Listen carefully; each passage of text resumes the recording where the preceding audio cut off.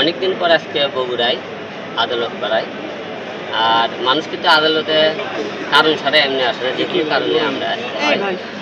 এর আগে নির্বাচনের টাইমে আপনারা সবাই জানেন আমি আদালত করায় কয়বার এসেছিলাম যে মামলা করতে আর কি, আমার উপর যে উপনির্বাচনের যে হামলা সেটা মিছিল।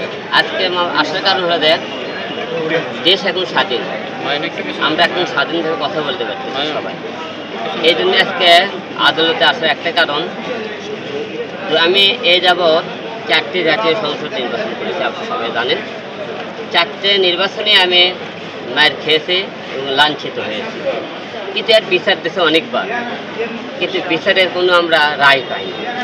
যে আমরা আবারও আদালতের কাছে সুবিচার পাওয়ার আশায় আবারও আদালতে এসেছি। আমরা বিগত যে নির্বাচন যে করেছিলাম তারই পরিপ্রেক্ষিতে আজকে আমরা একটা মামলা করার জন্য এসেছি। প্রথমে 2018 সালে আমি প্রথমে নির্বাচন করলে আমার উপর যে হামলা হয়, মারধর করা হয়, আপনারা ভিডিও ফুটেজ দেখেছিলেন। তারপরে 2023-এ যখন আমি নির্বাচন করি, 23-এ উপনির্বাচন বগুড়া 4, বগুড়া 6 দুইটি আসন থেকে নির্বাচন করি, আপনি সবাই জানেন। তো উপনির্বাচনে যে আপনারা সবাই জানেন আমি পাশ করেছিলাম, এমন কেউ অজানা নাই যে ভোটে পাশ করি। পাশ করার পরে আমাদের উপর লেভেল থেকে ওবায়দুল কাদেরের নির্দেশে তানসেন না হলে দেয় নৌকমার্কা প্রার্থী 400 দের আর করেছিলেন নৌকমার্কা প্রার্থী তানসেন, ওনাকে নির্দেশ দেওয়া হয় এবং তার সাথে জড়িত ছিল রানা এবং বগুড়ার ডিসি টিউনো এবং আরও অনেকেই এর সাথে জড়িত আছেন।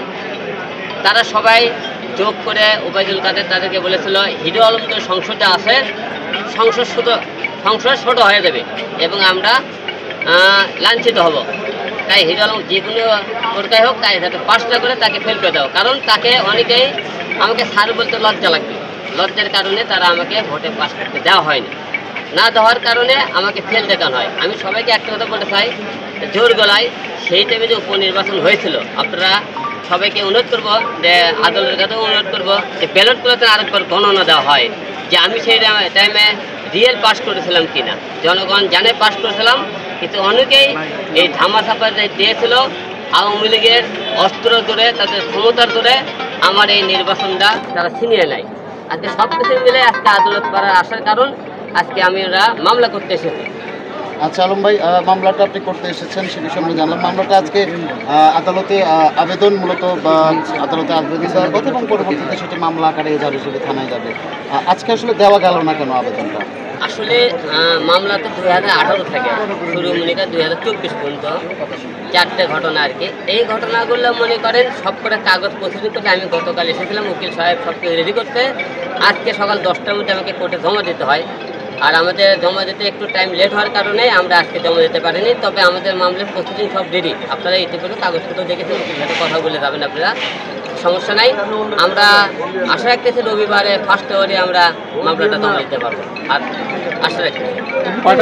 আলম ভাই, যে বিষয়টা আপনি নিজেও একটু আগে বলার চেষ্টা করছিলেন যে ওই সময়ে যে নির্বাচনগুলোতে আপনি অংশ নিয়েছেন বগুড়া এবং ঢাকায়, সবগুলোতেই আপনি মারপিটের শিকার হয়েছেন, ভোট চুরির শিকার হয়েছেন, সেই সময় তো বিচারগুলো পাননি। এখন কি আসলে বিচার পাওয়াটা কতটুকু আপনার কাছে প্রত্যাশা যে বিচার পাবেন? এখন যেহেতু দেশ স্বাধীন হয়ে গেছে, এখনও যদি আমরা কোনো মামলা করে সুবিচার না পাই তাহলে দেশ স্বাধীনের কোনো মূল্যই হলো না।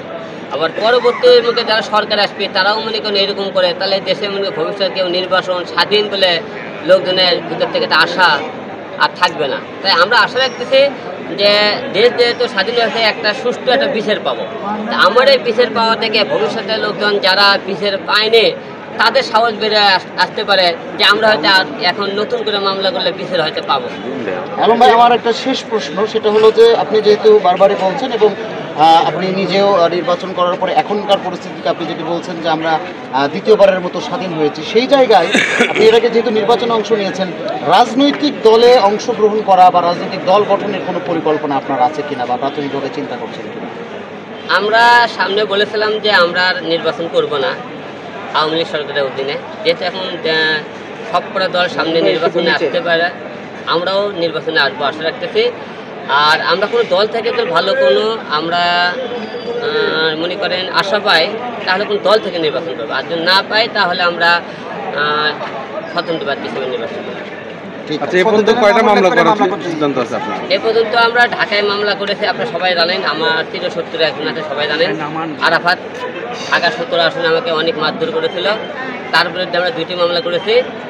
আর বগুড়ায় আমরা মামলা করলাম 2টি মামলা, এর আগেও একটা মামলা করছিলাম, সেটা তো কোনো আমরা হিসাব পাইনি। এই যাবৎ আমি অনেক জায়গাতে অনেক মামলা করেছি। মামলাগুলো করলে আমার উপর মারধর, আমার উপর হত্যা, হুমকি, এসব দিয়ে, কিন্তু একটা মামলার কোনোদিন বিচার পাইনি। এই জন্য মামলা করতে আর মুরগি ইচ্ছাই করেন যে আদালতে পাড়ায় আসে মামলা করে সময় নষ্ট হয়। কারণ